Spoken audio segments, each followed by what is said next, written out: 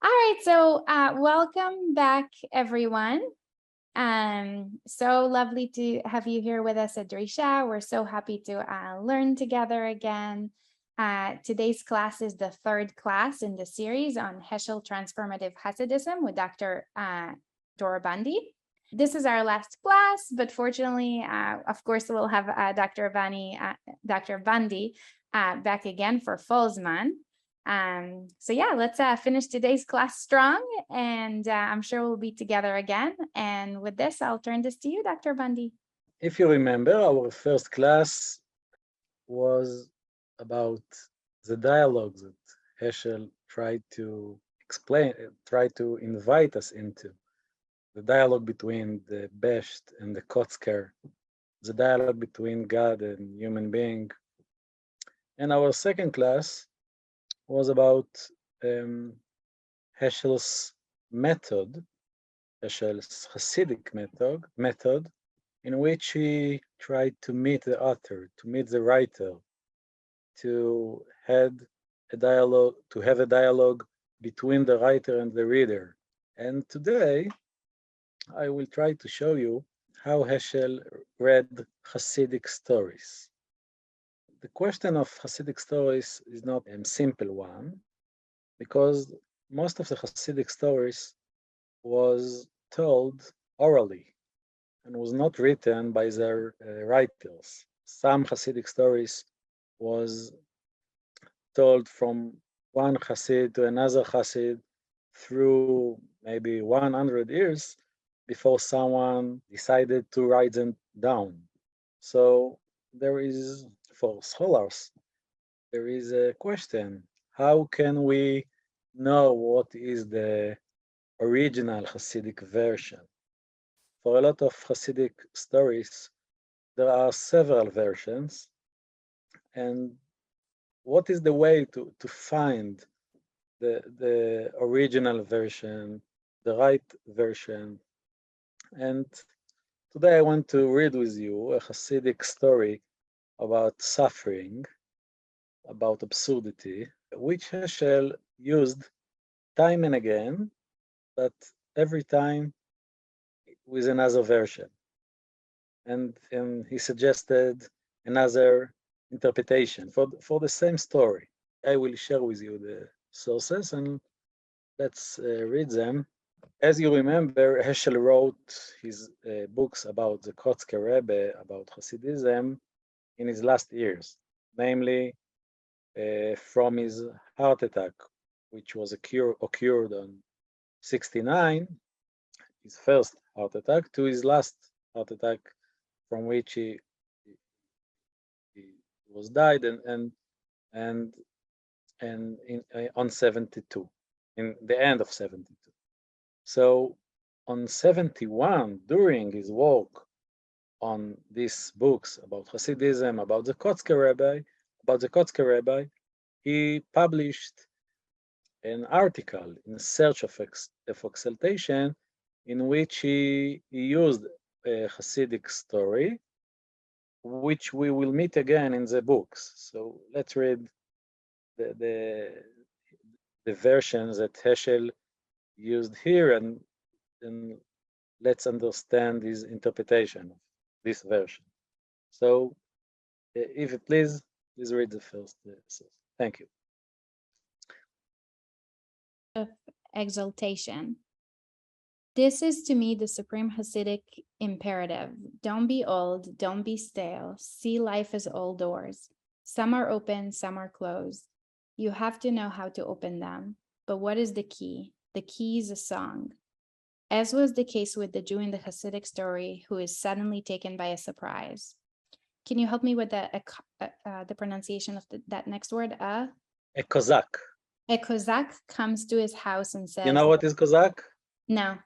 It's a huge Gentile from the Russian areas, and which was anti-Semitic most of the time, and a lot of Jews was suffered from pogroms, from anti-Semitic events, which was done by the Cossacks. So the Cossacks come to his house. It's it's not an easy and simple experience. Okay, so thank you. A Cossack comes to his house and says, I hear you are a cantor. Sing me a song. The poor Jew does not understand Russian, but fortunately his wife does. He wants you to sing a nigun, a song, she tells her husband. The Jew is frightened, but he still sings a nigun. Not a sad song, but an honest one. And when he finishes, the Cossack beats him up. Why does he beat me? He asks his wife in bewilderment. She in turn asks the Cossack, who replies that he didn't like that nigun. He wants another. The Jew sings another nigun, and the Cossack doesn't like that one either. And the Jew gets another beating. Maybe this is my life. I always try to sing a nigun. I write one book, and the Cossack gives me a beating. So I try to write another. The Cossack may well be my greatest benefactor. Perhaps the Cossack can be important to America too. Thank you very much. So we have here a Hasidic story and Heschel's interpretation for this Hasidic story. Yes, let's start with the story itself. Yes, a Cossack, a huge Gentile, knock your door and ask you, can you imagine this situation? And ask you, he hears that you are a cantor, and he asks you to sing him a song. Yes, it is not a nice experience for a Jew. So a Jew, what can a Jew do when Cossack knock his door and ask him to sing a nigun? But the poor Jew doesn't understand Russian, so he didn't understand what this Cossack asked for him. But fortunately, his wife does, and his wife explained that the Cossack wants him to sing a nigun. Yes, nigun, it's a song without words. Yes, only the melody. This is what the wife understood. I don't know why she understood that this have to be a nigun and not a song with words, but this is her understanding. But the poor Jew, he sang the song from his heart. It's an honest one, but the Cossack, yes, beats him up. Yes, it's not an easy task to be a Jew in the Russian areas, and the Cossacks, yes, was not nice to Jews. But the Jew asked his wife, yes, why beat me? And what the wife, yes, asked the Cossack, and the Cossack said that he didn't like that nigun, want another one. But every time, any nigun that the Jew sang, yes, the Cossack beat him time and again. Yes, so this is a story about absurdity. Yes, you as a Jew, to be a Jew is not a simple task in the world, and you always meet an absurdity. And Heschel explained, this is the Hasidic story, maybe one comment, it is not clear what is the role of the wife in the story. Yes, why the story needs the wife. Yes, what is the wife symbolize? What's the wife? Yes, why the writer needs the wife in the story? Yes, the story was the same if the Jew understood Russian. Yes, why the writer needs the wife in the story? It's not clear. But Heschel explained, yes, that he understood. He explains that he understood the story as a story about his own life. He tried to sing a nigun, but the Cossack gives him a beating. Who is the Cossack? What Heschel tried to say? I believe that this is the absurdity of life. We know that Heschel wrote this article between two heart attacks, and maybe this is the beating. Yes, the Cossack gave him a beating, namely the first heart attack, and Heschel tried to write another book. Indeed, we know that the first heart attack made Heschel to leave a book that he was in the middle of its writing, and he decided to write the book about Hasidism. Yeah, so Heschel spoke here about himself, and he ended his interpretation with a saying about America. If you will continue to read the article, Heschel relates the problem of the drugs in the end of the 60s, in the beginning of the 70s, and what happened to the generation of Woodstock with drugs, etc.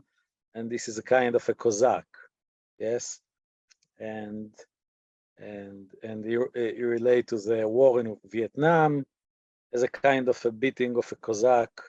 What happened to the America, its absurdity, etc. And so for us, the most important thing is the story itself, the version that Heschel brought here, and Heschel's interpretation, because in the next source, we will meet another version and another interpretation. Let's read it. This is from the new biography of Zelitzer about Heschel, which was published a few months ago. And Zelitzer quotes in his book another version. Does someone want to help us with the reading? Anyone?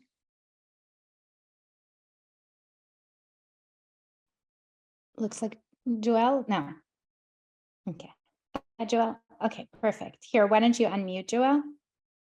Thank you so much. Thanks. Hi. When one rabbi asked why he wrote so many books, Heschel related the story of a Jew who was ordered by a Cossack to sing. Jew, I have heard it said that Jews can sing. Sing me a song. When the Cossack offered up that any song would do, the Jewish man started singing for his life. I don't like that song, Jew, the Cossack yelled. Sing me another, and he did. The Cossack once again complained, proceeding to beat him violently. The cycle kept repeating itself. Taking a breath, Heschel explained to the rabbi, I am my own Cossack. Each time I read what I have written, I say to myself, I don't like that one. It wasn't good enough. Write another. And so I write and I write and I write. Thank you very much. Thank you. Yes, this is another version of the story and another interpretation of Heschel. Of course, it was not written by Heschel himself. Yes, we have here an oral Torah of Heschel. Yes, one rabbi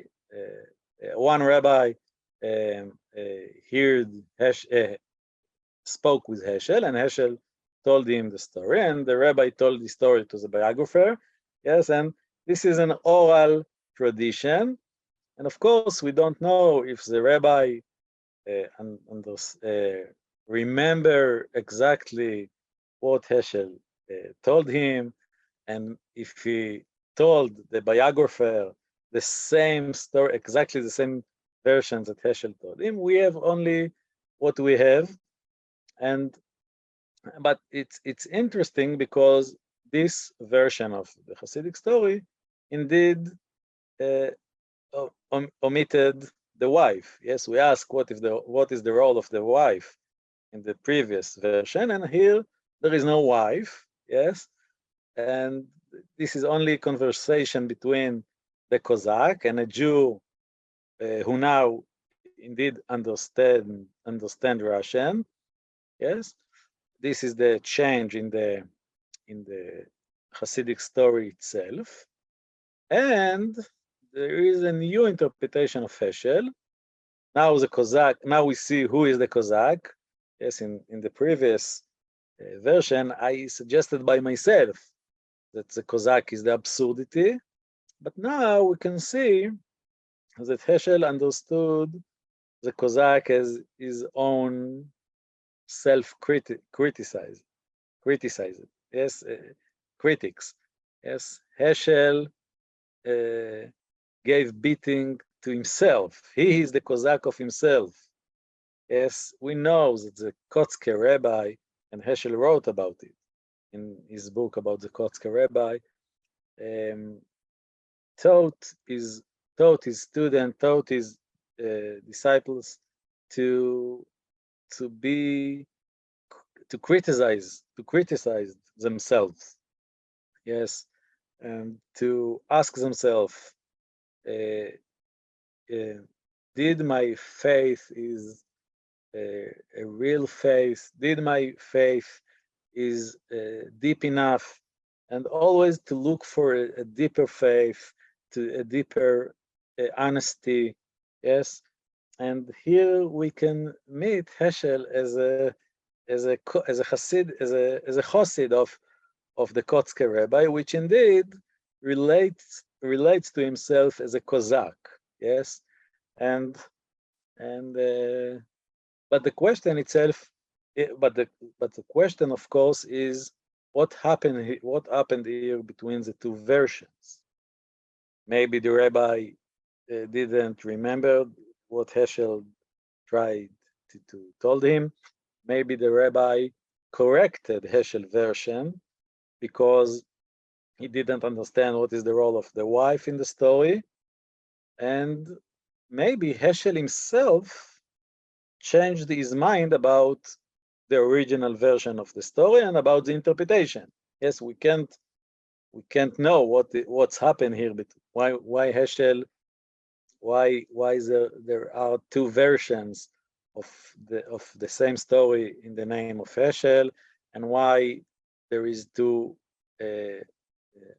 interpretations of the same story by Heschel, but we can't decide. We can't decide because we can't ask Heschel. But this is only the first two versions. Let's read the third one. Yes, but the third one I want to share with you the published Hasidic version, which was published in the Hasidic book Heichal Kotzk, which was published, I didn't write it, it was published on 1959, namely several years before Heschel told this story. I don't know, of course, if Heschel knew about this version of the Hasidic book, but our first version Heschel wrote in 71. It's 12 years after the publication of Heichal Kotzk, and Heschel in the middle of the work of his book about the Kotzker Rebbe, which means that there is a good chance that he read this version of the Hasidic book. So let's read this version and let's ask ourselves, what is the secret of the difference between the published Hasidic version and Heschel's two other versions? Yes, does someone? It's of course was published in Hebrew, but I have to say that the original, of course, was told in Yiddish. So we have here a translation of a translation. I tried to do the translation to English by myself, and of course, I don't choose it is a good translation, but I believe it's. I do my best to reflect the Hebrew, and I hope the Hasidic book did his best to translate the Yiddish version. So let's read and let's think about the differences. Does someone want to read this version of Echal Kotsk? Anyone?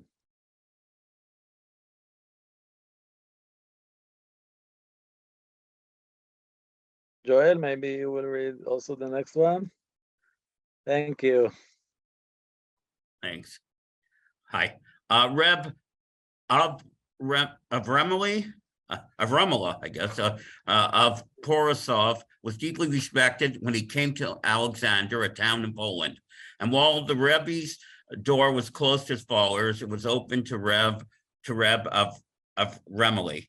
On the last day of his life, Rebbe Henoch from Off. What is Off. sorry, of Alexander, who used to cloak his words in a veil of stories, told Rev of Remeli about that Kozak who came to the Hasid and addressed him Russian. Gospodin, Lord in Russian.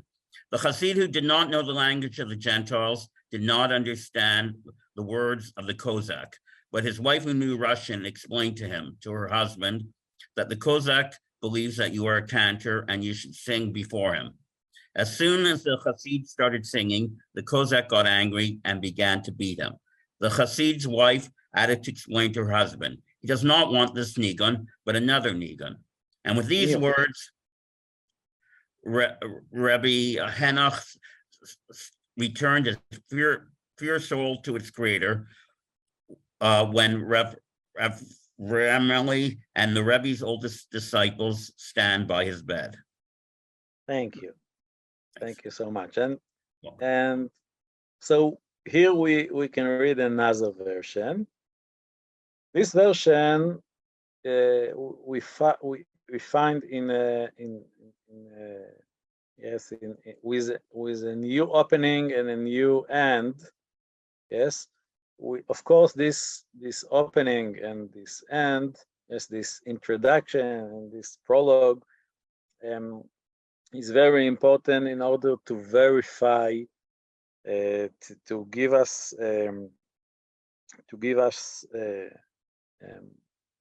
to help us to believe in this version, to believe that this is the true version, because this version, we know who is the writer, who is the creator of this story. We know when it was told. We know who was the first one to hear this story. Yes. Now we know that the writer of the story, that the creator of the story, is Reb Hanoch of Alexander. Yes, Hanoch of Alexander is a very important rabbi in the dynasty of the Kotzker. Yes, he was one of the friends of the Kotzker, and when the Kotzker was died, the next rabbi was Rabbi Yitzchak Meir from Gur, his most close friend. And after Rabbi Yitzchak Meir Migur died, Reb Hanoch was the next rabbi of the Kotzkers Hasidic, because Rabbi Yitzchak Meir from Gur, all his children died during his own life, and is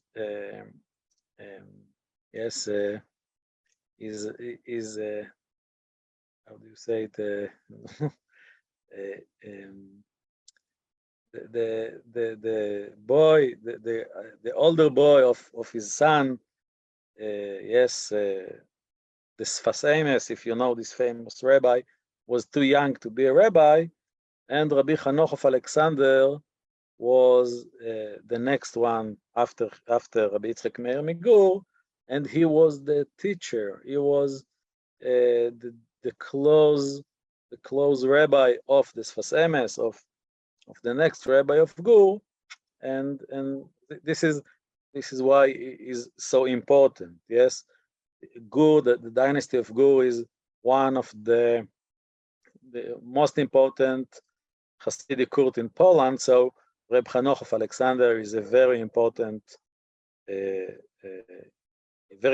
writer. Yes, so it's not. Now we know who is the creator of this story, and this is help us to understand the importance of the story, and now we know also who was the first one to hear the story, Rebbe Vermely of Borisov, and when he heard this story from Rebbe Hanoch in his last sentence of his life. Yes, he heard this story when Rabbi Hanoch, lied on his bed in one moment before he returned his pure soul to its creator. So it's all this opening and this end. It tried to tell us this is a very important story, and this is a very important version of the story. And now let's see the version itself. Yes. Now we meet the wife again, and here we understand the role of the wife in the story, because though we read again that the wife knew Russian, now we understand that he didn't knew Russian.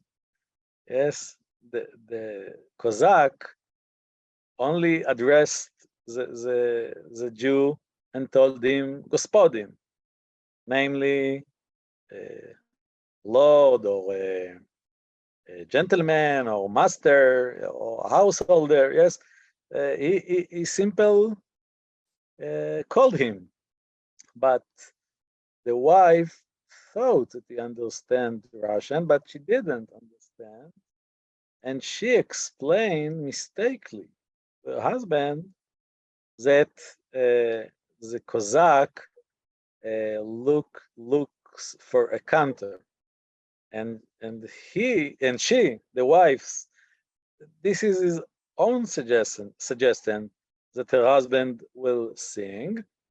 And now we understand why the Cossack got angry so much, because he didn't look for a song, for a Jewish song at all. Yes, he only said Gospodin. Yes, can you imagine that you live in Russia or Ukraine today, and a Cossack knocks on your door and said Gospodin? What this Cossack wants for me? What did you do if a Cossack would knock on your door? Yes, I believe that there are some people who will try to give him a vodka, or to give him a money, or the last thing that this Cossack wants is to hear a Jewish song. Yes, and this is this version made the story much more much more a kind of absurdity. Yes, a Cossack wants something, and the wife didn't understand his intention, and her poor husband started to sing, and the Cossack got angry and gave him a beating. Yes, this is much more a story of absurdity. But of course, the question is, why Rebbe Hanoch told this story in his last moment of his life? What is the absurdity in the life of Rabbi Hanoch? What Rabbi Hanoch tried to say in this version? And maybe if Heschel knew this version, maybe indeed Heschel felt that this version is with too much absurdity. Yes, and he maybe tried to correct this story. Yes, what is the meaning of of this absurdity. Yes, can we imagine that this Hasidic rabbi was kind of Kafka? Yes, it's a kind of Kafka, of story of Kafka. Yes, can we imagine that this Hasidic rebbe was such a writer? And so maybe Heschel corrected or can't agree, can't accept such a version. But let's read another version of Heschel himself, which he wrote in his book about the Kotzker, A Passion for Truth. Now we can see that indeed he read this Hasidic book, Echal Kotzk, but now we can see how he suggested another version to correct this Hasidic book, and now we can meet his suffering. Now we can think that there is the Holocaust in his mind.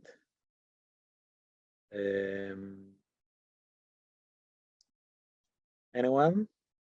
Does anyone wants to help us with the reading of this version? If no one will help, Joel will have to read it again. Someone raised his, wait, Oh, just a moment. okay. Someone raised his hand. Anyone who raised his hand? Anyone? Whoops. I'll read because I found my glasses. Thank you, Emily. All right. So we're reading Heschel, A Passion for Truth. Yes. Okay. Reb Henoch, his disciple of the Kotzker, loved telling piquant stories. Those who did not know him well broke into laughter. Reb Yechiel Meir of Kostinin remarked, however, Henoch is lamenting the destruction of Jerusalem, and they are laughing.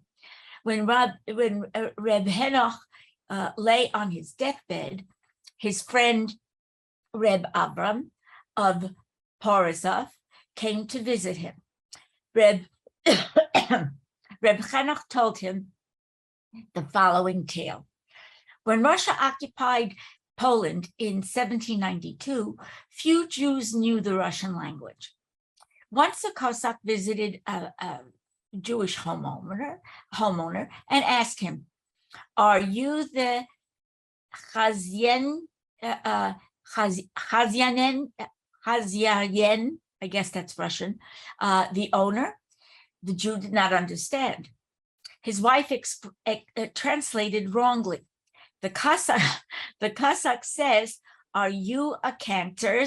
Are you a cantor? A chazan? Sing for me." So the Jew began singing the chant of the sons of the temple. The Cossack lost his temper and began to beat him. So his wife explained, he obviously doesn't like the song. He wants another one, a new song. With these words, Reb Henoch breathed his last. Did Reb Henoch feel that the Cossack, which is to say the Lord, was angry and therefore harsh with him? Was this an admission that he had failed to understand? Is it all within our power to sing the song that the Cossack wishes to hear? The Kotzker taught his disciples that to have faith in God was no game, for the Lord could carry out his words with destructive force. Perhaps the Almighty directs the world by means of wrath, because he dislikes our way of worshiping him with our worn-out old tunes. Was Reb Mendel then in search of a new song, a new path, which he could not find?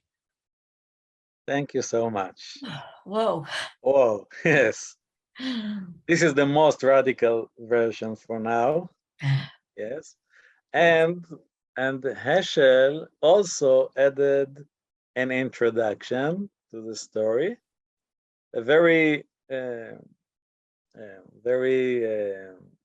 interesting introduction, because in this introduction, Heschel explained us that Rabbi Chanoch, yes, people didn't understand his stories. People, yes, broke into laughter when they heard the stories of Rabbi Chanoch, but they didn't understand that inside in his heart, Rabbi Chanoch was, yes, was lament the destruction of Jerusalem.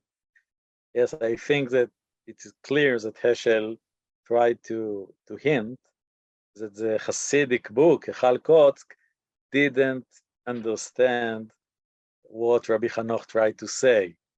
They gave us a version that made people laugh. Yes, this is absurdity. Yes, why the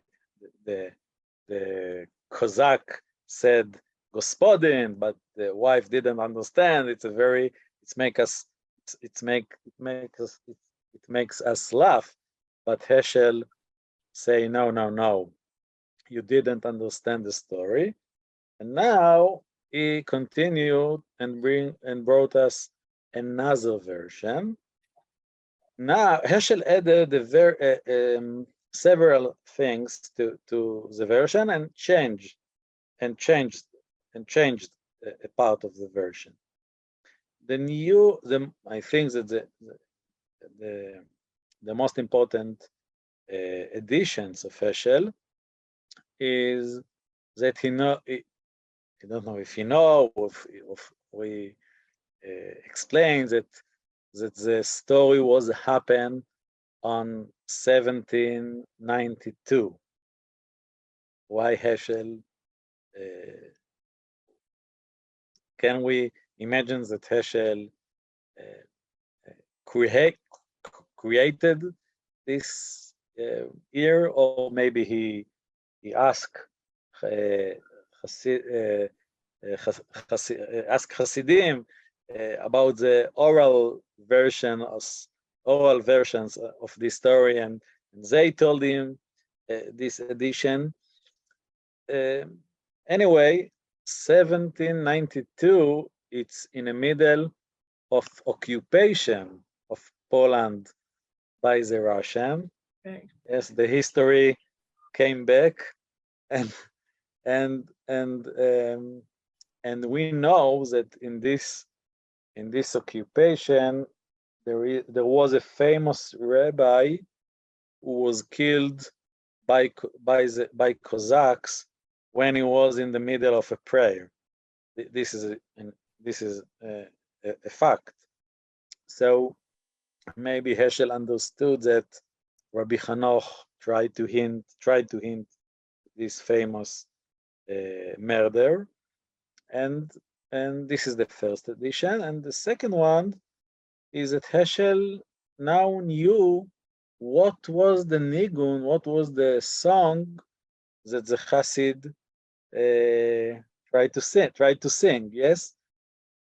Now Heschel adds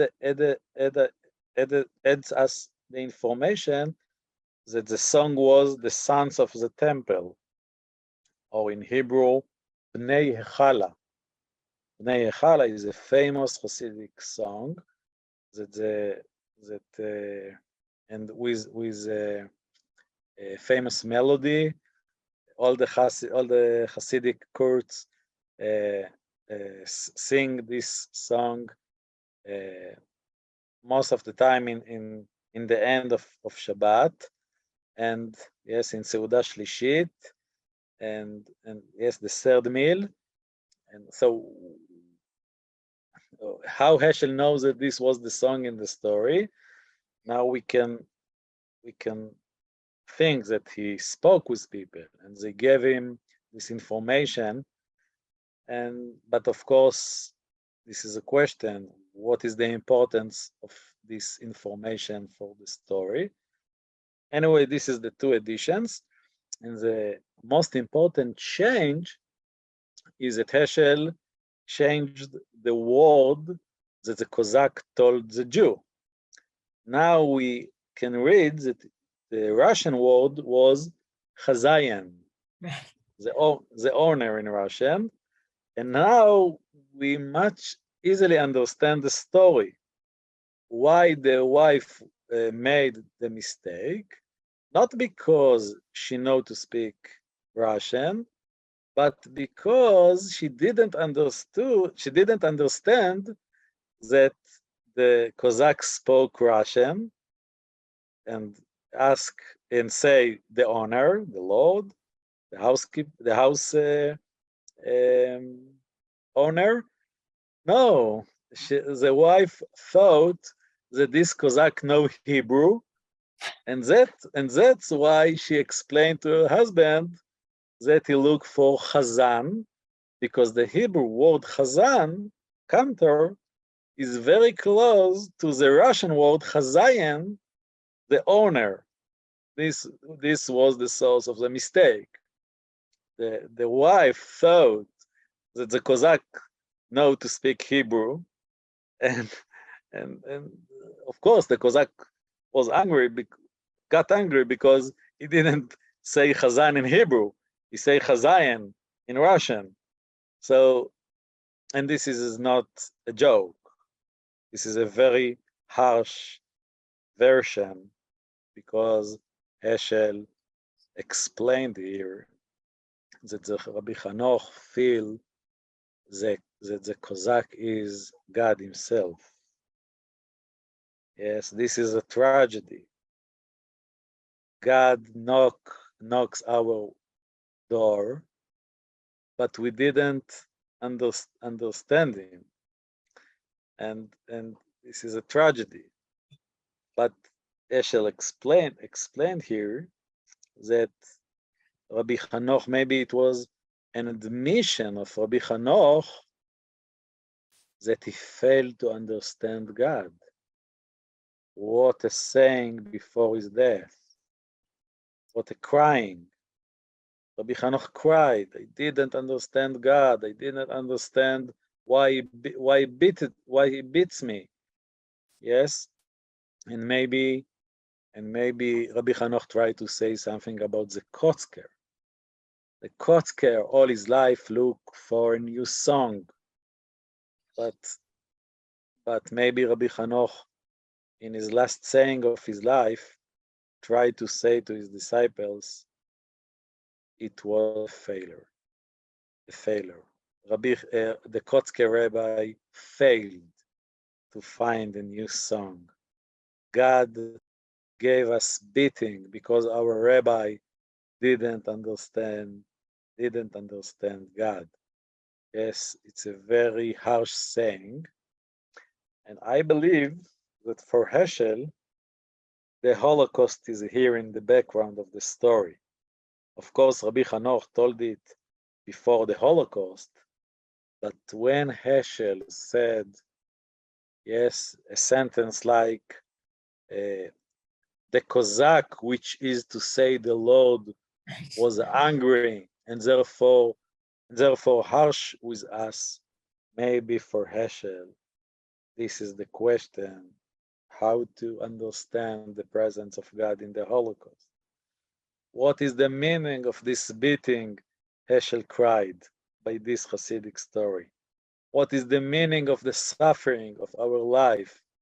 The Holocaust, of course, is unbelievable suffering, but for Heschel, also the heart attack, the war in Vietnam, yes, a lot of suffering, the murder of Martin Luther King. There are a lot of beating in his life. And Heschel tried to cry here to his readers. I can't understand God. I don't understand his language. I don't understand why he gave us so much beating. Yes, this is a very, very radical interpretation of Heschel to this Hasidic story. What do you say? But this is not the last version of Heschel. Oh, And this is the this is not and this is not last interpretation. In another Hasidic book, which Heschel wrote in the same time in Yiddish, he added another paragraph and say another very radical saying only for the Yiddish readers. Maybe he thought I was radical enough for the English readers, and this paragraph I will give only to people who know to read Yiddish, namely no one, because no one who read his or who knows to read Yiddish indeed reads Heschel's book. So this is this book was never translated into English. Maybe I will be more. It was translated but never published. And I give you here this paragraph in English translation. See what Heschel added to the Yiddish readers. Emily, may you read? Yes. Also Yes, this edition? I have to tell you, I feel very close to this material because my paternal grandfather was a Hasid of Heschel's grandfather. So I feel I'm continuing the Opta Rebbe. Anyway, Heschel, Kotz, an addition in his Yiddish book in English translation. The tragedy is more profound. The wife didn't understand the Cossacks' words at all. Kazayan in Russian doesn't mean cantor, but householder. The Cossack wanted to know who the householder was, but the human being avoids the question, singing a nigun instead. Who is the householder? Yes, what Heschel tried to add here to his previous interpretation. I believe that this is a deep critique against Hasidism. Mm-hmm. What Hasidism always Hasidim always sing songs, right? But here Heschel said that all this Hasidic singing is a result of misunderstanding, because the Cossack, namely God, wanted to know who the householder was, but instead of answer his question, who the householder is, the Hasidim avoid the question and singing a nigun instead. Yes, this is a very radical saying against Hasidism, that the Hasidism doesn't understand the will of God. God doesn't want us to sing songs. God only asks us who is the householder, but we didn't understand this question. Maybe we can imagine the situation. When Cossack knocks your door and asks you who is the householder, what is the right answer to such a question of a Cossack? What is the right answer? Can you imagine the situation? What is the right answer to a Cossack who knocks your door and asks, who is the householder? You. Who is the householder? I believe. Yes, I believe this is the. Yes, I believe this is the right answer. To say the Cossack. This is the questions that the Cossack. This is the answers that the Cossack wants to hear. Yes, this is your house. I am not the householder. this house is yours. Yes, this is the answer that the Cossack wants to hear. And if what Heschel tried to say here about the question of God, yes, God only asks us who is the householder, and God only wants to hear that we know that the world is his house, but we don't understand God's question. We don't accept his ownership of the world, and instead of accept the presence of God in our house, in our world, we only sing songs. Yes, this is a tragedy of all the Hasidic project. Yes, the Hasidic project was no to sing songs. The Hasidic project was to feel the presence of God in the world, to feel that God is the householder. But it was a tragedy. And the Hasidic movement didn't understand the question of God. This is a profound tragedy. Yes, this is a very harsh critic of Heschel against the Hasidic movement, which started with the understanding that the world was God's world, but during the generations forgot and didn't understand anymore the question of God and what the Hasidic movement can suggest us, only singing songs. This is not deep enough. This is not a deep religious experience. And maybe Heschel or even Rabbi Hanoch himself cried about the failure of the Hasidic movement, even of the Kotzker. The Kotzker tried to sing a new song, but God didn't want songs at all. He wants us to understand that He is the householder. He is the owner of the world. To let His presence to be in the world, and not only singing songs.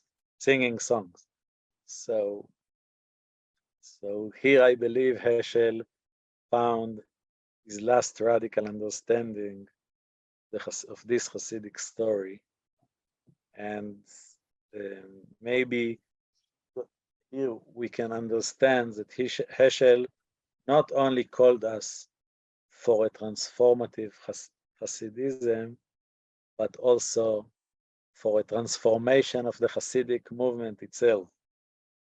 Heschel wanted to bring the Hasidic movement back to its sources, to its deep experience of God as the householder of the world, instead of only sing songs, etc., and dancing and dance with the rebbe. So here we can see how Heschel struggled with Hasidic stories, how we looked time and again for the right version, for the right interpretations. He tried to listen to the story, to understand the most the deepest meaning of the story.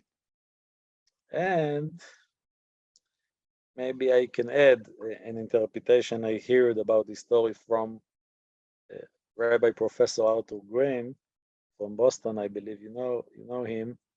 He told me that he noted that the song, the Sons of the Temple, yes, this song, the Sons of the Temple, it's a song about that we are sons of God in His temple, yes, namely that the Hasid indeed sing the song about that God is the owner of the world, and we are only sons of Him. But he sung the right thing from the wrong, by the wrong understanding. And God, and like us, didn't understand God's question. Also, God doesn't understand our answer, because the song is the right answer. Yes, you are the owner of the world. We are only the sons in your temple. But there is a misunderstanding between God, us, and this is a very harsh saying about the challenge, about the human suffering, about the Holocaust, about the tragedy of the Hasidic movement. So this was our last class about Hasidism in Heschel's work. And if you have any last question before we have to end, I will be grateful. Any saying, any question?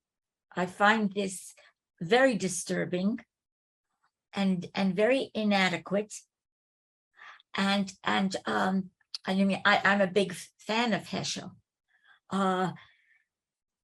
But this is there seems to be a hubris here. I'm not a Hasidah. That's not my mode of connecting.